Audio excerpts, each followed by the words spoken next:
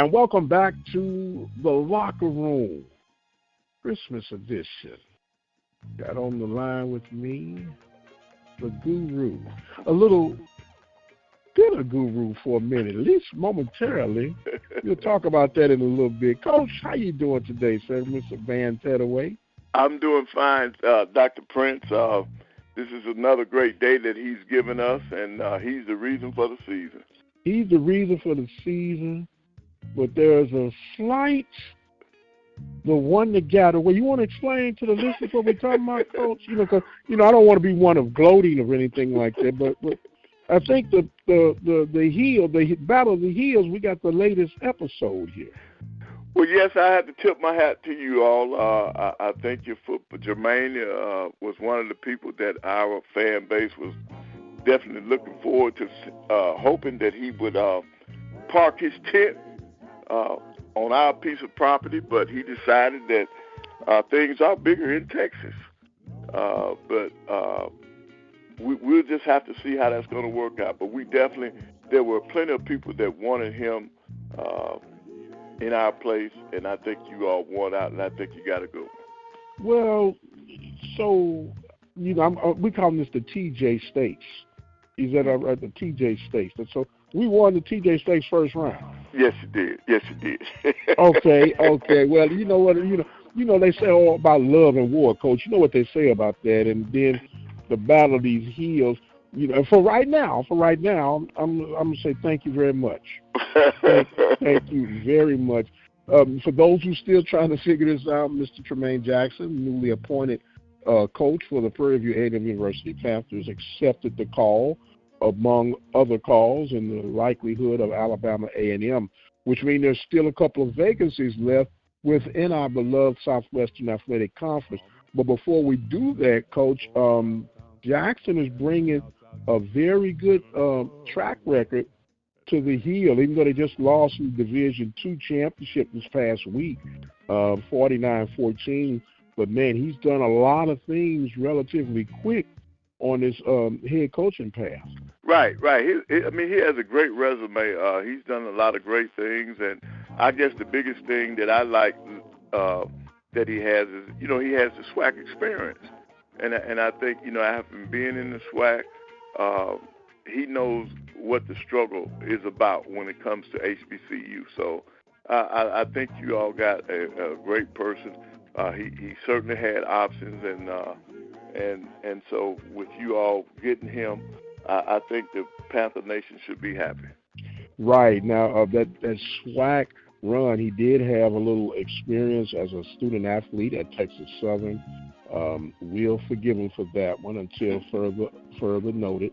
But, that will be in the data system there. But so like you say, he does have SWAC experience, very well known and respected among SWAC coaches. So it'll be very interesting. Now, I am a bit concerned, Coach, because where he's coming from, although it's Division II, and I'll be stumbling sometimes, Valdosta.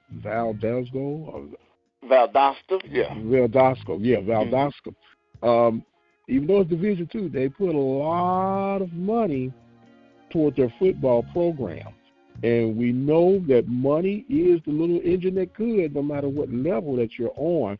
You might be in a Division I platform now, bigger facilities and amenities and all that. But that capital is the driving force.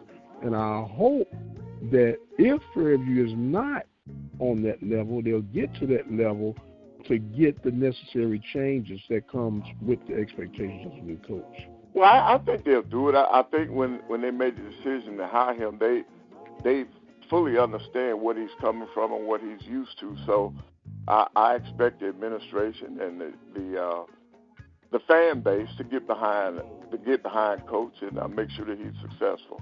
But yes, coming from the state of Georgia, they do believe in football there. I think the 4 or 5 national championships that they have, they do pour the dollars into that community. And in this part of the country, in the South, we're well aware of the success of Valdosta State. Yep. Yes, no doubt. Now, Coach, here's something that I kind of watch, and you don't want to be the Debbie Downer and this, that, and the other, but you would hope that, as you say, they would line up financially, and that the fan base would kind of come together and arise and do the necessary things, because we're seeing this NIL stuff and this transfer portal getting further and further down the road with the degrees of separation, and I'm hoping that we'll be able to bridge the gap. And the way we're going to be able to bridge the gap, Coach, is not with money, but just good old-fashioned TLC on these players like HBCUs are known for. Right. Well, yeah, we got to continue being family-oriented. We got to pour into these athletes that come into our institutions, because we certainly don't have the deep pockets that our other schools have. So we've got to we got to go that extra mile. We've got to love on these kids. We got to nurture these kids. We got to make sure that their experience at our institutions is top notch. Yes, sir. Now, Coach, it's just like you or any other coach, and I find this of consistent concern, I'll put. Even though he is coming with some SWAC experience, it seemed like to me in times past that our coaches that are coming on will almost be hand-selected, a staff member from the prior organization, I guess, to help them get up to speed without, I guess, as part of the negotiating deal. Well, we want to bring you on, but we want to make sure that you keep a place for Coach whoever. Do you find that awkward sometimes coming in as a new man? Well, no, I think it depends on the situation. It is good to have at least one person that's familiar with the day-to-day business of the institution that you're going into. And in football, when you can have so many, like up to 9 or 10 coaches, I think having one from the previous administration, I don't think that hurts. But I would never go into a situation where I had to keep everybody that was at the previous that was with the previous coach. I would never do that, because you got to bring your own. You got to be comfortable. You're looking for, number one, loyalty. You're looking for people that could actually hit the ground running and get the job done. So a lot of times those are built on relationships that you've already had built. So I think he'll bring some of his own people in there, and every situation is different.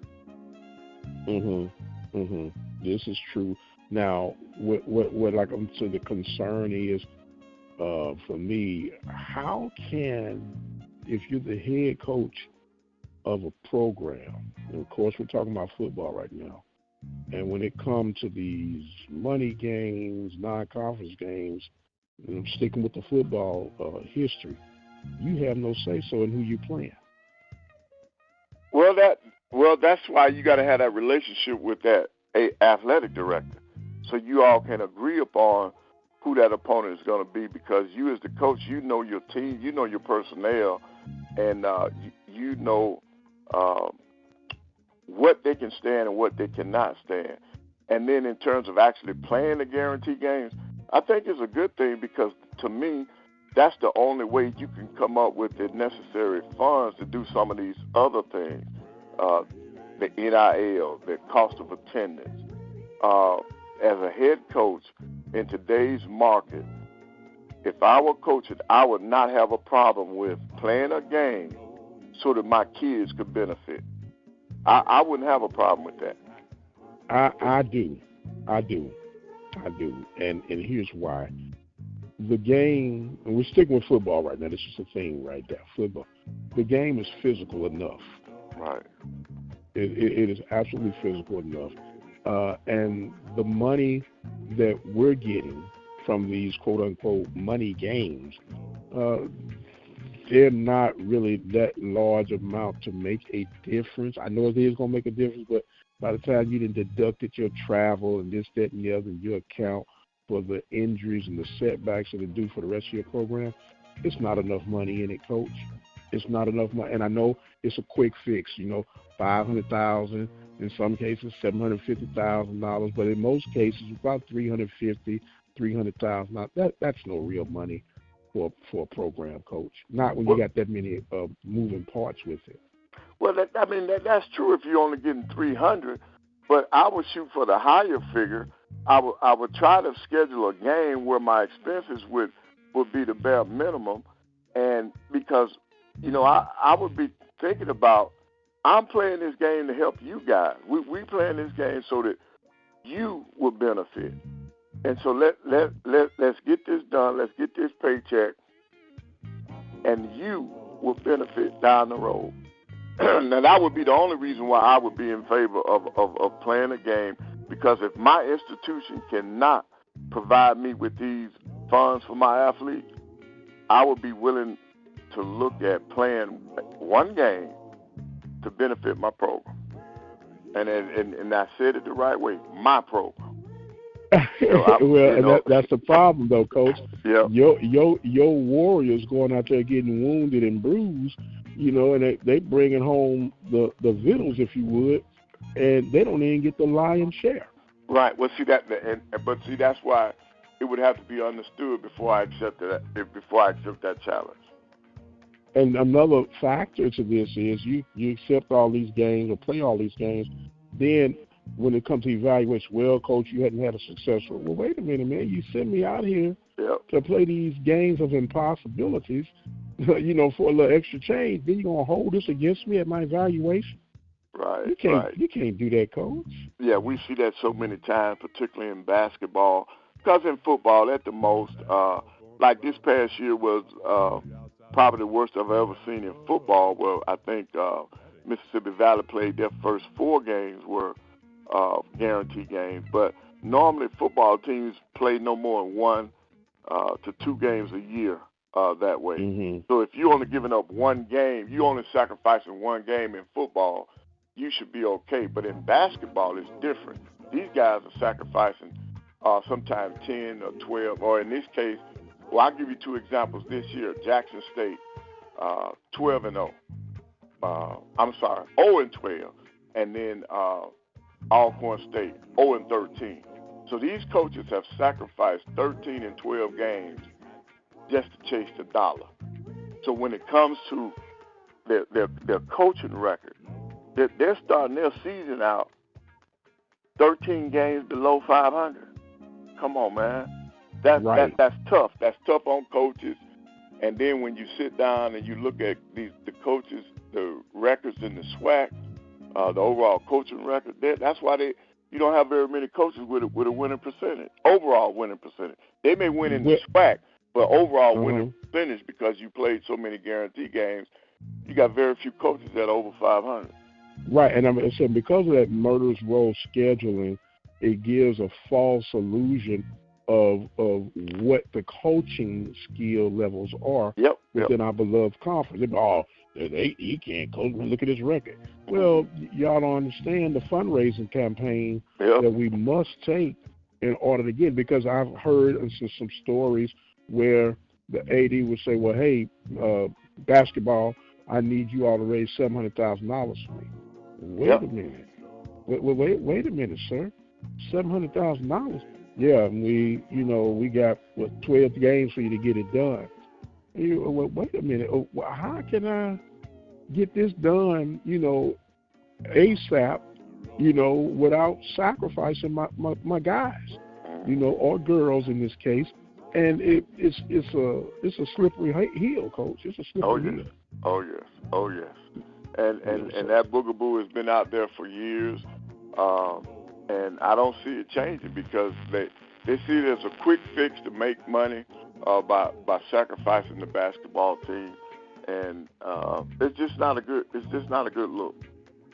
Okay, I want to play a numbers game, Coach. I like numbers and this, that, and the other. We're going to use a round number. Let's say 12 games. Let's say you had to raise, let's say $240,000, right? In 12 games, that's about $20,000 per game. Yeah, something like that. That's that quick TV math. So when we do that, Does that seem unrealistic, or is that kind of expect 20,000? And the reason I'm asking that, you should be able to raise 20,000 at a home game, I would think. You should be able to, but in our league, depending on who you play, whether or not you're going to draw that kind of money. Now, if I would be laughing from ear to ear if AD told me all I was responsible for was $240,000. Because I can get that in 3 games. I can get that in 3 games. But what you're doing now, you're gonna take a whipping because some of the powers. Okay, the most money you can get is normally that first home game of the season. People are willing to pay big money to get you in their place for their first home game. So you can conceivably get $100,000 payday if you go to the right place at the right time. So that's why I'm saying. Now hold on, Coach. I can go get $100,000 for one game. Okay, in the state of Alabama, where am I going to find that $100,000? No. I didn't say in Alabama. Now hold up, Coach. Dr. Prince. I was offered $100,000 to go play Connecticut. I went and played Georgia for $100,000. You can get $100,000 for a basketball game. I've already done it. Hold up. I've been out of coaching since 2011. So back in 2010 or 9, whenever I played, I got $100,000 from Georgia. I was offered $100,000 to go play Connecticut. I could not play the game because Connecticut wanted me on a Tuesday. I had a Monday game in Wichita. But my AD wanted me to accept Connecticut also, which would have meant I had to fly into Connecticut on game day, and I had 4 hours before the game to play. I turned it down. Texas Southern and Coach Courtney, their AD made them play. They got beat by 60 points because he had the same scenario. He played on a Monday night and played Connecticut on Tuesday because we talked about it. So, yeah, there's money out. There's money to be made in basketball if you get the right people. There are certain conferences that don't pay well. Okay, you know to stay away from, well, I forgot. They've changed everything now. But back in the day, UAB, you did not go to UAB because they could not pay. That's a $40,000 or $50,000 trip. That's all you were going to get from them. Okay. But then their conference stepped in, and they started supplementing their league because they wanted them to play more home games so they can get the conference RPI up. Gotcha. So you have to pick your spots. You take a trip like Wichita State. That's a $90,000 trip for me. Okay. Now, I want, and the reason, because we always hear the regional things to cut down on expenses. In the state of Alabama, if you had to go and make $300,000, where could you make it at, realistically? For basketball. For basketball. Now, and if I stayed in the state, it would take me 6 or 7 games to get that much money. Because, first of all, the best I'm going to get out of the University of Alabama is between 60 and 70. Okay? The best I'm going to get out of Auburn is between 60 and 70. Now, after that, nobody's playing close to that. You're going to get 40 or 50 to go to UAB. South Alabama will give you 40 at the most. Troy State, 40. See, you don't have the programs. This is not, Alabama is not basketball country. This is football country. Mm-hmm. They're not paying.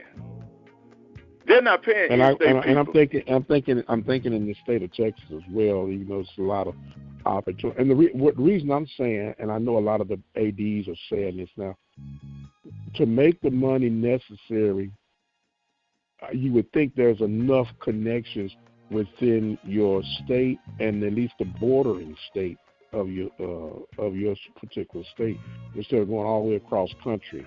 Right. But now I can stay regional. I can go Georgia and Tennessee. I can go Georgia, Tennessee, and Florida. Last time I played Tennessee, I got 80,000. Okay. Last time I played Vanderbilt, which is less than 2 hours from me, I got 65,000. Okay. Now, on a trip like that, do you spend the night, or do you? I call it a touchdown trip. Yeah. No, I would spend the night just for the kids to have fun. Because in my case, I wasn't getting the money, so I might as well spend it. See, the money didn't come back to our program. The money did not come back to that. I've never experienced that. When I played a guarantee game, it went to the general fund. It really didn't even come back to athletics during my time now. But times have changed now. They get a percentage now. Okay. Yeah. But that was not the case when I coached. Now, with the smaller programs that you would have to host, what would you have to put out of pocket to get the right opponent to come in? Well, the highest I've ever paid is around $5,000 to get somebody to come in. See, I can give and in fact, you got 2 Division II programs in this state that I can guarantee you a sellout. If I played Tuskegee University or Miles College, I would fill up our arena. I can do standing room only with Tuskegee. And for only $5,000? Huh? And for only giving them $5,000? I say less than 5. I can give them less than 5. A new opponent, Oakwood University, in the same city of Huntsville, NAIA. I give them $2,500 and 100 tickets. I have a sellout. Wow. I have a sellout. That's the old robbing Peter to pay Paul type syndrome, huh? Right. But to get home games, that's what you had to do. You just not, number one, we didn't have the facilities. Now it's a little different. People found out about the event center. We can get some home-and-home contests, and they're getting them. Our ladies hosted the top 20 team, University of Alabama. They came to Huntsville. When I played, I had Auburn, but Auburn would not come on campus. I had to play them at the Civic Center. They didn't want to come in Elmo. They didn't want to come to the Blue Breaker Gym. No, they did not want. They did not want to be hemmed up in there. So I had to play. I had to agree. Now we had to sell out at the Civic Center, but you got to pay the expenses of renting the place. Right. Yep. Right. But it's creative finances. You got to understand what you're doing, and then the biggest thing, like for that basketball schedule, you don't schedule those kind of games when your students are not there, and so scheduling is very important. Tuskegee was always going to be the first Saturday in December. All students are still on campus because that following week is finals. So you guarantee you got your students and you got the community coming out. Our community got certain schools they're just going to show up for. And that's why right now you still got better rivalries and better attendance in some of the non-conference games than you do with SWAC opponents. Wow. Tuskegee will outdraw every SWAC team except Alabama State. Wow. And that's just a fact. That's an interesting fact, and the reason I'm stating this is because we put the emphasis on the fundraising through athletic approach, but in the bottom line, you talked about those sellouts. That's what's going to really be the difference maker. In football, you have very limited opportunities to get these big paydays at your home venue. Right. And I can see you balancing that out somewhat in the basketball section. Because let's be honest, with the basketball, me personally, Coach, I'm not coming to play you for no $2,500. You're gonna have to find you a whipping boy somewhere else. I'm like, wait a minute. But you only come in 2 hours. What you got to do? You come, and then if it's Oakwood, you come in 5 miles. So what's wrong? That's more money you were gonna get if you sit at home. Well, Coach, now you just stated when you go to Vanderbilt, which is 2 hours away, you're gonna get, you said, minimum 60,000, and then you're gonna spend the night, and then if I gotta come as an NAIA or Division II, you're gonna give me no more than 5,000. Well, it was a relationship. I had relationships with these people. Well, that ain't no relationship, Coach. If you coming in talking like, hey, man, I'm going to give you $2,500, you know we're going to beat the snot out of you. But take your $2,500 and you take these Subway sandwiches and y'all going back to the house. No. We had some very competitive games. Very competitive, for a while anyway. Okay. I'm like, I don't like the way that looks, Coach. Well, wait a minute, Coach. What we into my execute, Coach? How we gonna execute? We ain't even got nothing to execute with. Yep. Just gas alone. Cause $2,500, Coach. Yes, sir. To feed them and gas them, man. We might as well meet halfway on the highway somewhere and play. Yep. That's the nature of the beast, and building those relationships and having people in your corner. That's what you got to have. Right. Those coaches love to come in and see that environment, man. They like. I did not have a problem coming up with a home schedule. Okay, well, as I say, more power to the people, man.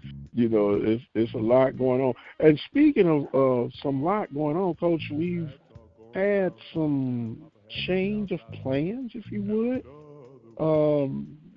I don't know if you heard about this. It made me think about it when we were talking about all the travel arrangements. The Southwestern Athletic Conference has let it be known that the baseball tournament will not be in Atlanta, Georgia. Right. It's going to be in Rickwood Field. Yeah. And with that being stated, you're bringing it back to Birmingham, a historical place, but not a place of, let's say, hospitality in the area where the stadium is going to be held. And all the renovations that they did for the historic, almost what I call like a Field of Dreams game, where they played the San Francisco Giants and the St. Louis Cardinals met at Rickwood Park last year. All that stuff they put in there, they snatched it up, took their toys home with them when it was over. Wow. Now, I wasn't aware of that now. I just know that the city of Birmingham had already put millions of dollars into renovating Rickwood Field because they wanted to make sure that they preserve that place. Right. So I'm quite sure that the commissioner and the powers to be have looked into all of that, and they just, I guess it's a better venue for the SWAC tournament. Oh, here's where I'm torn, Coach. Mm-hmm. I warmed up to the ATL experience, even though we have nothing that ties our conference to Atlanta. Mm-hmm. Okay, but it's good. They got basketball there. You got your football championship. They got the baseball championship. My question was, are we going to relocate the headquarters? I said that I thought about the same thing with everything going to the ATL, but then they threw a monkey wrench in this thing when they moved baseball back to Birmingham. Mm-hmm. As if they're saying, well, we're going to have, you got baseball and track, isn't it indoor track still in Birmingham? Oh, yes. Yeah, so I'm thinking that they are moving some things back to the Ham to appease the city, so there may be a reason for that they might be trying to stay. Okay, well, it kind of created a little ruffle in the water, if you would. And I know they made the 3-year announcement for the basketball tournament. And so I'm not real sure where all this is going to unfold when the dust is settled. But it's something to keep a close eye on. And I tell you something else that the SWAC ought to be extremely proud of. And we saw that the big boys took a page out the book this past weekend with these first rounds of the 12-team playoffs, right? Mm-hmm. About higher seeds hosting these games at their home fields. Well, we know with the SWAC football championship, it's set up the same way, the higher seed host. And they were ranting and raving on how well they were tended and the energy that was at the place. And I was talking to the screen. Well, we did it first. We did it first. And so you're glad to see them out in front on that. But that's what we have to do. We have to be creative and unique on certain things. When we go back with the recruiting, the fundraising, the scheduling, and all this, that, and the other.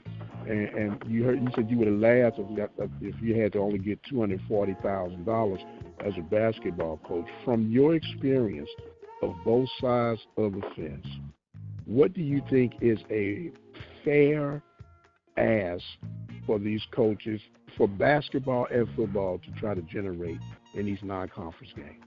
Well, I think in football, if you can get between 500 and 700, I think you're doing great. If that's one game now. In basketball, my figure would be about 350. That would be the highest. To ask the coach to go get 350. Okay, so in a perfect storm, what I've always said in particular for football, we got enough teams, where you could go ahead and play everybody within the conference and then give you one big payday game that you can go play outside. Right, yeah. Man, that's too much. That's too much. We ain't going to make no money. You ain't making no money anyway. Yes. So get that payday in, and I think it'll be an easier setup for your schedules. Oh, yes.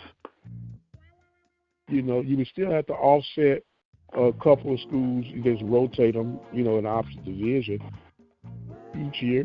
But it's something that could work. But who am I? I'm just a guy with a microphone. You're the expert. You're the guru. You're the seasoned Nope. You the one that was getting $100,000 years ago, and then giving them kids $2,500 so you can kick them up and down the school. You ought to be ashamed. Right, but that's all the money that my school would give me to come up with home games. I didn't have to get guarantees like football. Football had $100,000 to bring in an opponent. I didn't get that. Well, we're going to see what the future's going to be. But the bottom line, the folks on that other hill and the folks on this perfected hill, we're going to have to attend these games. Oh, yeah. That's bottom line. Our fans, right. we got to put fans in the stands, and that's going to be the key. We can't depend on going out playing these games for money. We need the turnstiles to turn. Yes, sir. Well, speaking of turnstiles turning, Coach, I think Santa Claus didn't answer my Christmas wish list, because I said all I wanted for Christmas was a new head coach. And you got that, and you got a good one. I got that. You are still rattling and shaking underneath your tree, and hopefully by the end of the year, you guys will have an announcement. Shade still a leading candidate for you guys? Well, I'm not sure. The street committee's been real silent now that Jermaine that you all took the guy that some of them wanted. So I'm not sure what the deal is now. Wow. Well, as they say, we shall see what the end is going to be. Coach, we've come to the time, sir. Well, I got to give you a chance to have some closing comments on this holiday season, sir. So I hope everybody is safe. I hope everybody has an enjoyable holiday. And I want everybody to remember the reason for the season and just be safe. Be safe. Sir. Yes, sir. Be safe, be thankful, and be generous.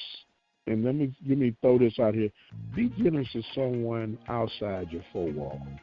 You'll be amazed at the impact that it have on you and the recipient. And it's just a great time, Coach. This 2024 year has really flown by. We're going to get deep into the woods. January 4th, man, is when the hardwood really starts to count. Fundraising season will be over. and we'll get a chance to look at this thing up and down. And you got to be pleased. I forgot to slide it, but I'll slide it in now.